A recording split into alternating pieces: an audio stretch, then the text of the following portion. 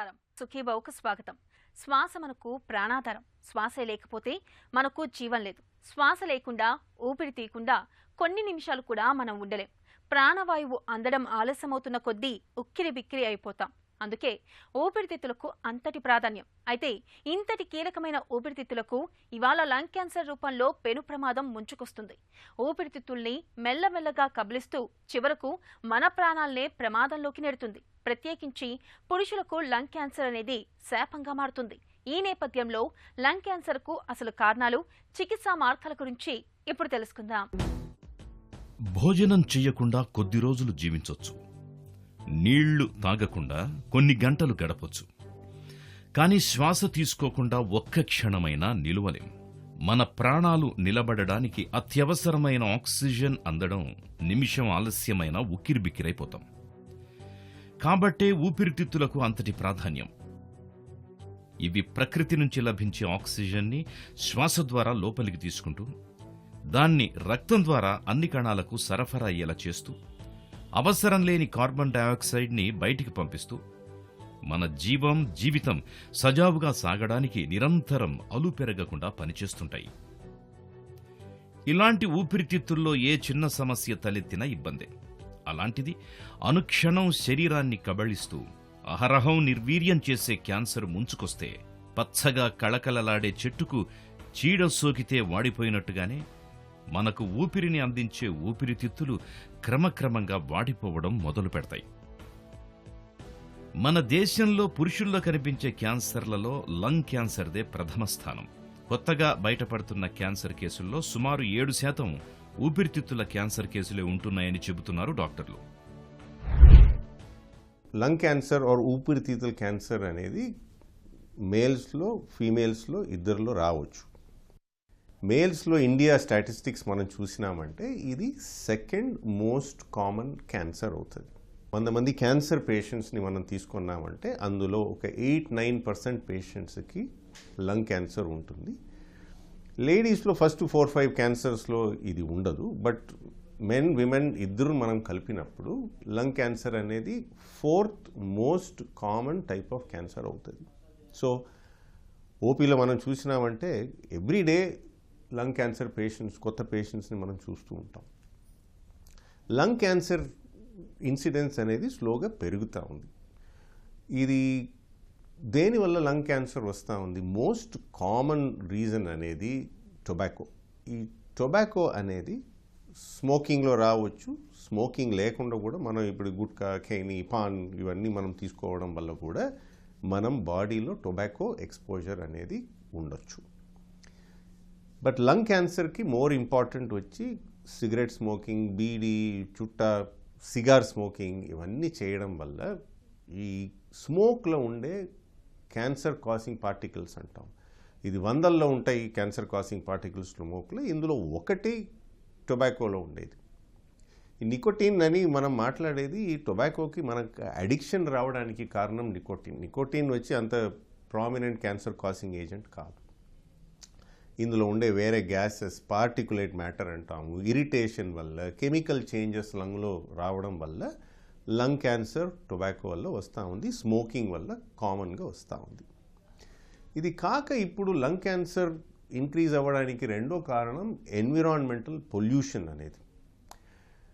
Pollution ఎక్కువ ఉండే కారణం వల్ల ఈ మ్యాటర్, ఈ పార్టికల్స్ ఇవన్నీ మనకి ఎయిర్వే లోపలికి వెళ్ళి మన గాలి వెళ్ళే దారిని అది ఇరిటేట్ చేస్తుంది. ఇరిటేట్ చేసినప్పుడు ఇరిటేషన్ వల్ల అక్కడ వచ్చే చేంజెస్ క్యాన్సర్గా మారే అవకాశం ఉంది. రెండోది ఎన్విరాన్మెంట్లో ఉండే చాలా కెమికల్స్ మనం బ్రీత్ తీసుకున్నప్పుడు అది లంగ్స్ లోపల వరకు వెళ్ళి, లంగ్స్ మట్టుకు కాదు అదర్ ఆర్గన్స్ కూడా వెళ్ళొచ్చు. బట్ మనం గాలిలో ఈ పార్టికల్స్ ఉండే కారణం వల్ల ఇది డైరెక్ట్గా లంగ్కి వెళ్ళి అక్కడ కొన్ని కెమికల్ చేంజెస్ను కూడా కాజ్ చేస్తాయి. చేయడం వల్ల మనకి జెనెటిక్ మెటీరియల్ డిఎన్ఏలో కొంచెం మార్పు రావచ్చు. మార్పు రావడం వల్ల లంగ్ క్యాన్సర్ రావచ్చు. సో మోస్ట్ ఇంపార్టెంట్ 2 కాసెస్ వచ్చి టొబాకో, ఎస్పెషలీ స్మోకింగ్, రెండోది ఎన్విరాన్మెంటల్ పొల్యూషన్. లంగ్ క్యాన్సర్ వంశపారంపర్యంగా రావడం అనేది చాలా rare. Other less common causes వచ్చి radiation exposure, radon gas exposure, కొన్ని మనం పని చేసినప్పుడు యాస్బెస్టాస్ ఇప్పుడు ఇవన్నీ ఎక్స్పోజర్ రావడం వల్ల కూడా లంగ్ క్యాన్సర్ రావచ్చు. సో మల్టిపుల్ కాసెస్ ఉన్నాయి. ఇందులో 2 మోస్ట్ ఇంపార్టెంట్ కాసెస్ వచ్చి smoking, tobacco and environmental reasons. మన ఒంట్లో కణాలన్నీ కూడా ఒక క్రమ పద్ధతి ప్రకారం విభజన చెందుతూ వృద్ధి చెందుతూ ఉంటాయి. కొన్నిసార్లు ఈ నియంత్రణ ప్రక్రియ అస్తవ్యస్తమై దెబ్బతినిపోతుంది. దీంతో అవసరం లేకపోయినా కణ విభజన జరగొచ్చు, లేదా కణాలు మరణించకుండా అలా పెరుగుతూనే ఉండొచ్చు. ఇలా కణుతులు పెరుగుతున్న కొద్దీ ఊపిరితిత్తుల పనితీరు మందగిస్తుంటుంది. రక్తంలోకి ఆక్సిజన్ సరఫరా కావడం తగ్గుతూ వస్తుంది. గుండె కొట్టుకోవడం వంటి ఇతర ప్రక్రియలు సజావుగా జరుగుతున్నా శ్వాస సరిగ్గా సాగకపోతే శరీరానికి తగినంత ఆక్సిజన్ అందక కణాలన్నీ చేతులెత్తేస్తాయి. ఊపిరితిత్తుల్లో కణితుల తీవ్రతను బట్టి లక్షణాలు కనిపిస్తుంటాయి. విడవకుండా దగ్గు, శ్వాస తీసుకోవడంలో ఇబ్బంది, కళ్ళెలో రక్తం పడుతుండడం, బరువు తగ్గడం, ఆకలి తగ్గిపోవడం, గొంతు బొంగురుపోవడం, ముద్ద మింగడంలో ఇబ్బంది, ఆయాసం, బ్రాంకైటిస్, న్యూమోనియా, జ్వరం, నిస్సత్తువ, కామెర్లు, తలనొప్పి, తరచూ వాంతి ఇవన్నీ ఊపిరితిత్తుల్లో క్యాన్సర్ ఆనవాళ్లను తెలియజెప్పే అనుమానిత సంకేతాలే. లంగ్స్లో వచ్చే జబ్బులకి వచ్చే సిమ్టమే లంగ్ క్యాన్సర్కి సిమ్టమ్ కూడా. ఇన్ఫ్యాక్ట్ టీబీ వస్తే ఏమి సిమ్టమ్స్ రావచ్చో అదే సిమ్టమ్సే లంగ్ క్యాన్సర్ వస్తే కూడా రావచ్చు. ఏమి సిమ్టమ్స్ ఇది? దగ్గు రావచ్చు, ఆయాసం రావచ్చు, ఛాతీలో నొప్పి రావచ్చు, దగ్గినప్పుడు అందులో రక్తం పడవచ్చు, జనరల్గా వీక్నెస్, వెయిట్ తగ్గిపోవడం, ఇవన్నీ common science and symptoms of lung cancer. Lung cancer రావడానికి రిస్క్ ఫ్యాక్టర్స్ ఉండే వాళ్ళలో మనకి సస్పిషన్ ఎక్కువ ఉండాలి. ఫర్ ఎగ్జాంపుల్ స్మోకర్ ఈ దగ్గుతో వస్తే మనకి సస్పిషన్ ఎక్కువ ఉండాలి ఇది లంగ్ క్యాన్సర్ ఉండొచ్చు అని. One of the problems with lung cancer is early diagnosis అనేది కొంచెం డిఫికల్ట్. ఎందుకు డిఫికల్ట్? 2 కారణం వల్ల. ఒకటి, ఈ సిమ్టమ్స్ మనం ఇప్పుడు చెప్పిన సిమ్టమ్స్ వచ్చి they are not typical or characteristic.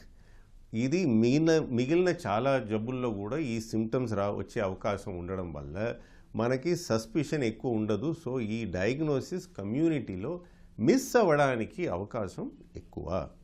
So అందువల్ల 1 రీజన్ ఇది లేట్గా మేనిఫెస్ట్ అవ్వడం.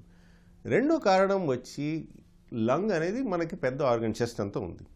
సో లంగ్లో సపోజ్ ఒక కార్నర్లో చిన్న ట్యూమర్గా ఇది మొదలైంది అంటే ఇది పెరిగి ఏదో ఒక సిమ్టమ్ మనకి వచ్చే వరకు మనకి బయటపడదు. సో ఈ మేనిఫెస్ట్ అయ్యే ఆర్గన్ ఒక కారణం, మేనిఫెస్ట్ అయ్యే సిమ్టమ్స్ 2వ కారణం. ఈ 2 కారణం వల్ల లంగ్ క్యాన్సర్ని ఎర్లీగా పికప్ చేయడం అనేది అంత ఈజీ కాదు. ఇప్పుడు మన దేశంలో చూసినామంటే 100 మంది లంగ్ క్యాన్సర్ పేషెంట్ చూసినామంటే 1వ స్టేజ్లో ఉండేవాళ్ళు 10% కంటే తక్కువ. 2వ స్టేజ్ 3వ స్టేజ్లో ఉండేవాళ్ళు ఒక 20-25% ఉంటారు. బాకీ 60%, 65% వచ్చి స్టేజ్ 4లో అడ్వాన్స్డ్ స్టేజ్లో డయాగ్నోస్ అవుతారు. అడ్వాన్స్డ్ స్టేజ్లో ఎంత మంచి మందులు మనం తీసుకుంటేనూ లంగ్ క్యాన్సర్ని నయం చేయడానికి అవకాశం ఉండదు. ఊపిరితిత్తుల్లో క్యాన్సర్ లక్షణాలను మనలో చాలా మంది అంత త్వరగా గుర్తించలేకపోతూ ఉంటారు.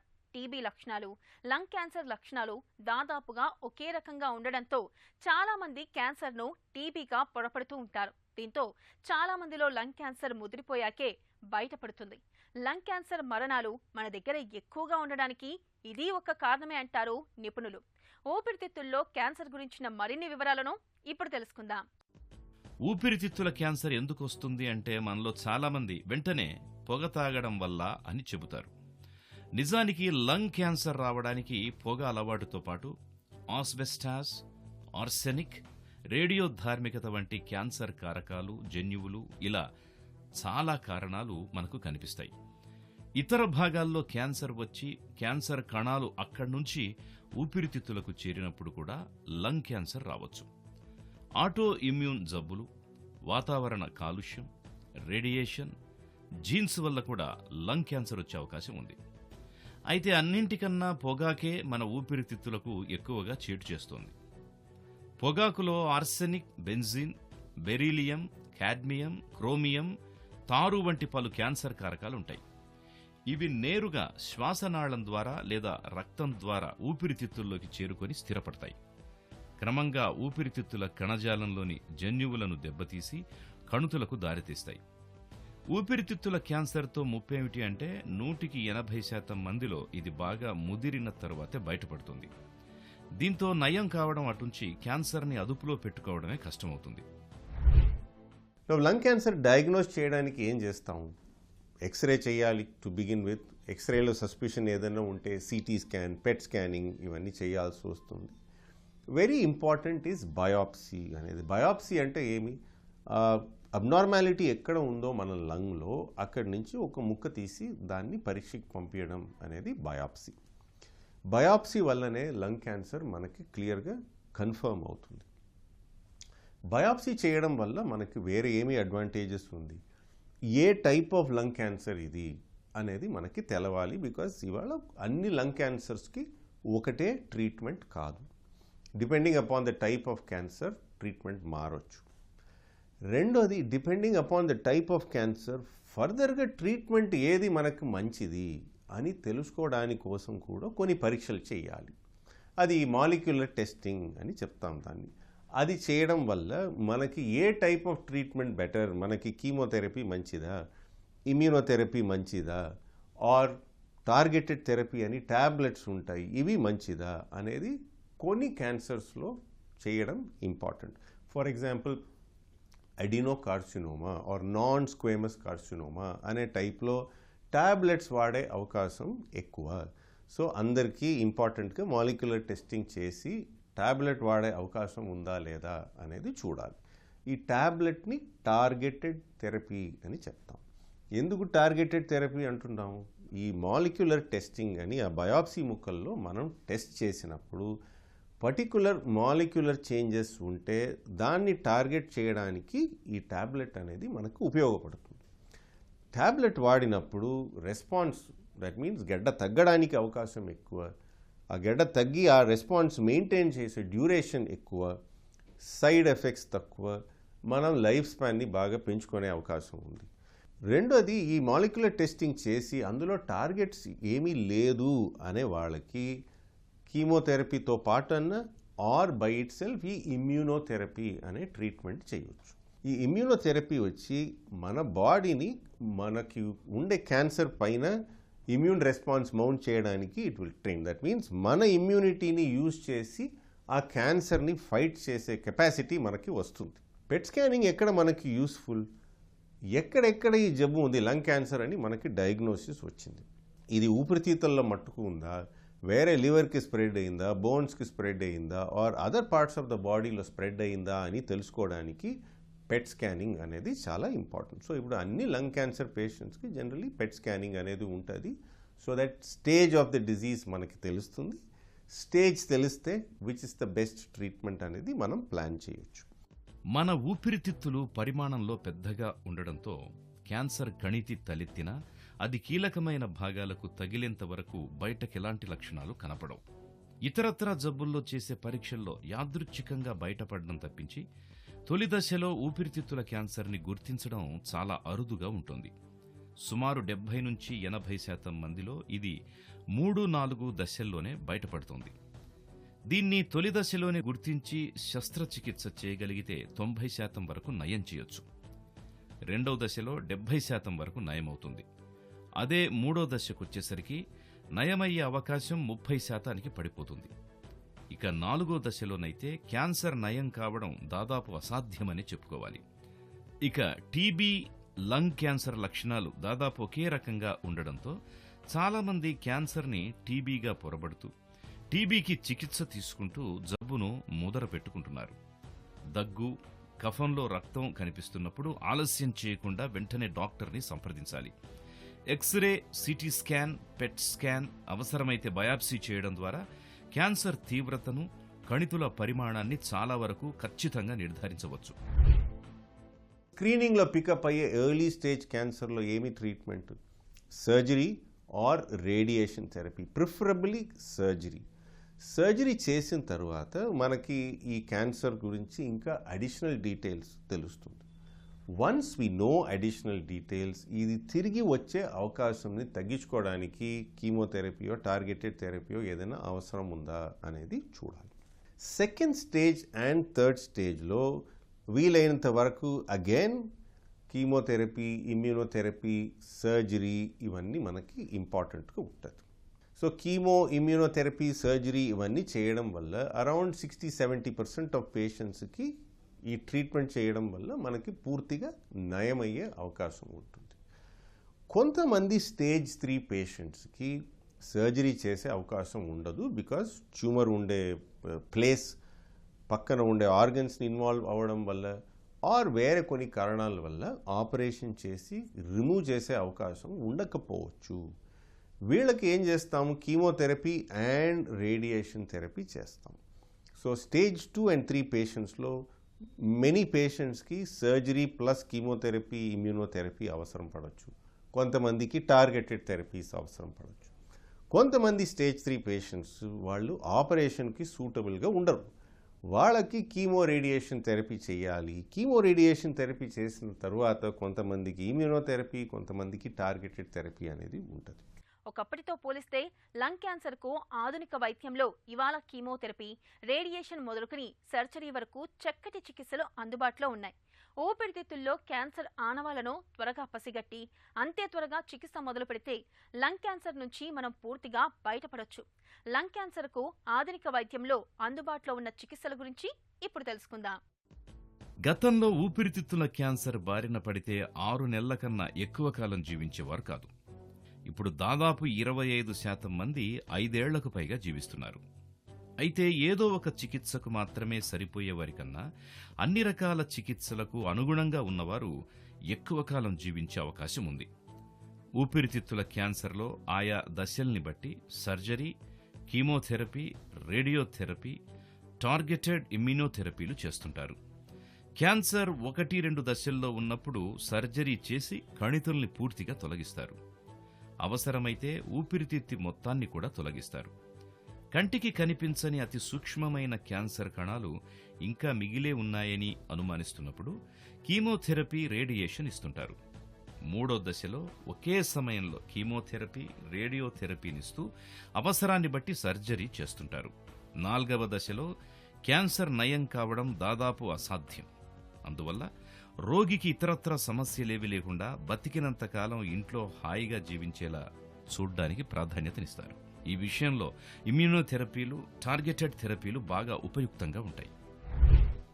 ట్రీట్మెంట్ ఎంత ఇంపార్టెంటో అంత important symptom control. That means దగ్గుని కంట్రోల్ చేయడానికి ఎట్లా, నొప్పి రేపు ఉంటే కంట్రోల్ చేయడం ఎట్లా, ఆయాసం ఉంటే దాన్ని కంట్రోల్ చేయడం ఎట్లా, ఆకలి తగ్గిపోయింది దాన్ని కంట్రోల్ చేయడం ఎట్లా, వేరే అదర్ పార్ట్స్ ఆఫ్ ద బాడీలో ఈ జబ్బు స్ప్రెడ్ అవ్వడం, లెట్స్ సే బ్రెయిన్కి వెళ్ళే అవకాశం ఉంది ఈ క్యాన్సర్, దాన్ని ఎట్లా కంట్రోల్ చేయాలి, లివర్కి వెళ్తే ఎట్లా. సో పాలియేటివ్ కేర్ అనేది is a very important part of lung cancer management. So ఈ పాలియేటివ్ కేర్ అనేది is an area which is very important, especially advanced lung cancer ఉండే వాళ్ళకి. సో దట్ వాళ్ళకి సైడ్ బై సైడ్ ఈ disease వల్లను, treatment వల్లను వచ్చే సిమ్టమ్స్ని control చేయడానికి అవసరమైన medications, అవసరమైన ప్రొసీజర్స్, సమ్టైమ్స్ రేడియేషన్ థెరపీ అవసరం ఉండొచ్చు.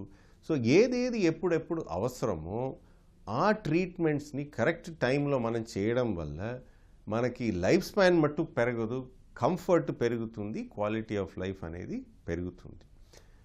Last and finally, how to prevent lung cancer. ఒకటి tobacco, especially smoking tobacco. So tobacco స్మోకే లేకుండా ఉండడమే ఎప్పుడు మంచిది. In fact if we can do one most important thing, అది ఎనీ ఫార్మ్ ఆఫ్ టొబాకోని ఎనీ ఫార్మ్ యూస్ చేయకూడదు.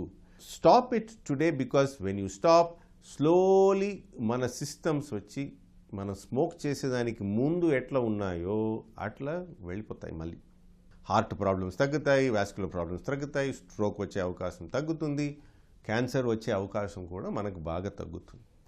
ఎన్విరాన్మెంటల్ పొల్యూషన్ని జనరల్గా తగ్గించుకోవడం, మన అందరూ we have to do our own small things ఈ ఎన్విరాన్మెంటల్ పొల్యూషన్ని తగ్గించడానికి. మోర్ ఇంపార్టెంట్లీ ఎక్స్పోజర్ని తగ్గించుకోవాలి. సపోజ్ మనం అవుట్డోర్ ఎక్కువ ఉండాల్సిన అవసరం ఉంది, మాస్క్ కట్టుకోవడం. మన పని చేసే ప్లేస్లో ఎక్స్పోజర్ అవుతా ఉంది, దానికి స్పెసిఫిక్ ప్రొటెక్టివ్ గేర్ అనేది ఉంటుంది, అది యూజ్ చేసుకోవాలి. And then generally all the good things in life, whether diet, exercise, avoiding fat, avoiding a lot of meat, eating a lot of green vegetables, ఇవన్నీ లంగ్ క్యాన్సర్ మటుకు కాదు, అన్నిటికీ అందరికీ మంచిది. ఊపిరితిత్తుల క్యాన్సర్ని తొలి దశలో గుర్తించడం కష్టం. నివారణ ఒక్కటే దీనికి మార్గం. క్యాన్సర్కు దారితీసే పొగాకు జోలికి వెళ్లకపోవడం అన్నింటికంటే మంచిది. ఒకవేళ పొగ తాగడం, పొగాకు నమలడం అలవాటుంటే వెంటనే మానేయాలి. పండ్లు, కూరగాయలు ఎక్కువగా తీసుకోవాలి. మద్యం పరిమితం చేసుకోవాలి. రోజు క్రమం తప్పకుండా వ్యాయామం చేయాలి. అధిక బరువు, ఊబకాయాన్ని తగ్గించుకోవాలి. 55 ఏళ్లు పైబడి 20 ఏళ్లకు పైగా పొగ తాగే అలవాటున్నవారు కనీసం ఏడాదికి ఒక్కసారైనా సిటీ స్కాన్ పరీక్ష చేయించుకోవడం మేలు. దగ్గు ఎంతటికీ తగ్గనప్పుడు, కఫంలో రక్తం పడుతున్నప్పుడు, తరచూ జ్వరం వచ్చిపోతున్నప్పుడు, బరువు తగ్గిపోతున్నప్పుడు ఆలస్యం చేయకుండా వెంటనే డాక్టర్ని సంప్రదించి లంగ్ క్యాన్సర్ నిర్ధారణ పరీక్షలు చేయించుకోవాలి. క్యాన్సర్ కణితుల్ని మనం తొలి దశల్లోనే పసిగట్టి చికిత్స మొదలు పెడితే లంగ్ క్యాన్సర్ని చాలా వరకు జయించవచ్చు. మనకు ప్రాణాధారమైన ఊపిరితిత్తుల్ని ఆరోగ్యంగా ఉంచుకోవాలంటే పొగాకు ఉత్పత్తులకు, కాలుష్య కారకాలకు దూరంగా మసులుకోవడం ఒక్కటే పరిష్కారం. వీడని దగ్గు, ఆయాసం, కఫంలో రక్తం వంటి లక్షణాలు కనిపిస్తున్నప్పుడు ఆలస్యం చేయకుండా క్యాన్సర్ నిర్ధారణ పరీక్షల్ని చేయించుకోవాలి. తొలి దశలో పసిగడితే లంగ్ క్యాన్సర్ను మనం చాలా వరకు జయించవచ్చు.